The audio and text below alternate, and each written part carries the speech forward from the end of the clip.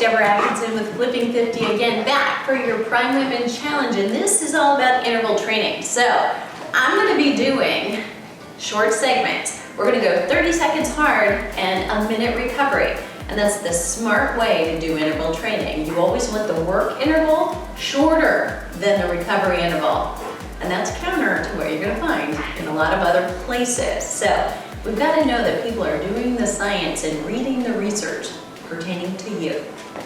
Here's what this is going to look like. I'm going to jump right in, and you're going to see each clip be right now interval training. So you need to be warmed up. You need to have gone for a run, done a little bike riding, been on that elliptical, you've gone for a walk. You are well warmed up before you do high intensity exercise. You're going to see high intensity exercise does not have to be high impact, but I will give you options. If you can jump, you're going to see jumps like this, not high, not high and low, certainly, but if you decide, I don't want to jump, I can't really do that, you can transfer your body weight instead of jumping. Life is interval training. So I promise you, you've got this and there will be an option for you. But I want you to go as hard as you can on that 30 seconds. You need to be breathless and you need to be saying, yes, I need that break.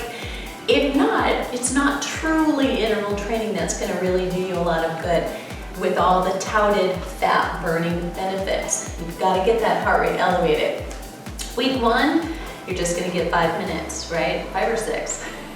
Week 2, the same, but you can build on that and do it all, okay?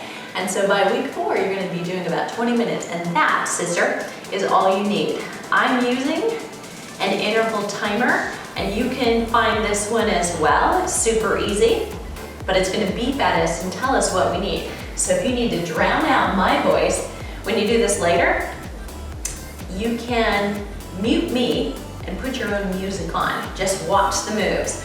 Are you ready? We are starting with knee repeaters, super low impact. You're gonna love it. You're gonna put one leg back and one leg in. And here's what I want you to do. Like you're running. You're going right here. Your core has to be nice and tight. You don't even have to think about it. But I want you to go as hard as you can. And those arms are pumping, right? The shoulders are down. Keep that neck relaxed. Push. Good. Quickly. We'll do the other leg later. Don't worry about that. You let me worry about that. Keep going. Push. Hang in there. Good. Now your recovery. So now you should notice this leg got a little fatigued. The harder you were working, the more breathless you were, the lower and slower, even almost standing still, you go in your recovery. Now if you're feeling that was not so bad, you're moving just a little bit more. And that may be counterintuitive.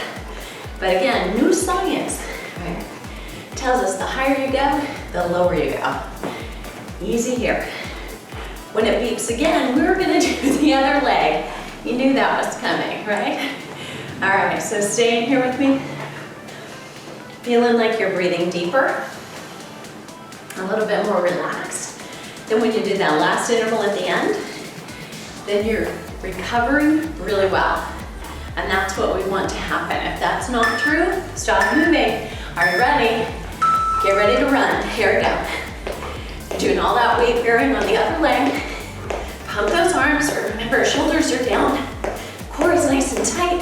That back leg is just touching. Here we go. Keep going.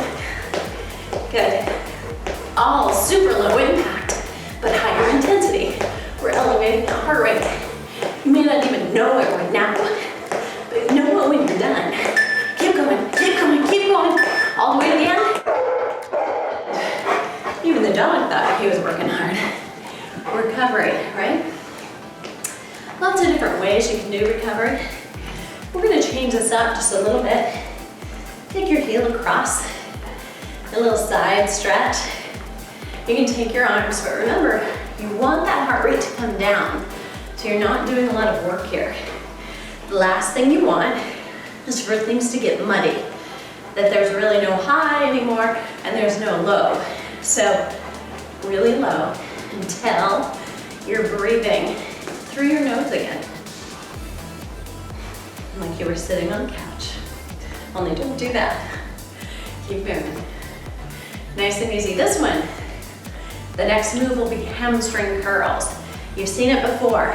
So if you've done aerobics back in the day, I'm gonna show you how you can do low impact. It's hamstring curls. Just like this, super low impact, but you're moving. A little bit more, you're gonna bend and press. Want you to put the heels down. So you're using your glutes, balls of your feet. If you keep your weight there, you're putting stress on those knees. Now, if you can do more, I want you to actually raise the arms, and you could hop. Hang in there, come on. Good, as if you're picking something up. Put it up high, go, go, go, go, go, go, go, go, go, go. Good. And then come back in. Nice job. Breathe again. That one not quite as bad, right? Easy, easy. You can move these forward and back if you like. Our next one, again, you'll have a little option to do a hop if you want to. You can leave it out. Center of gravity is right here. When you lower and lift that center of gravity, you make something harder. So I can side step, and I can lower and lift as I do that side step, and this will be harder, okay? Same is true with the next move. I'm gonna do 1, 2, 3, knee, 1, 2, 3, knee, and just raise and lower, or add the hop if you're inclined. You should be breathing normally. Feeling pretty good. Till now. Here we go. We're gonna 1, 2, 3, knee. 1, 2, 3, knee. Good. So I can either come up and really gotta get mad at it just a little bit. And if you want to, there's your hop. Low and high. Low and high. 1, 2, 3. 1, 2, 3. 1, 2, 3.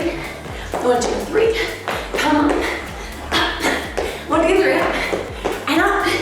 And up. Good. All the way to the end. And relax. Nice job. And that is it. 5 minutes. Boosted your energy level for the rest of the day. If you're gonna keep going with me, here we go. Stay tuned.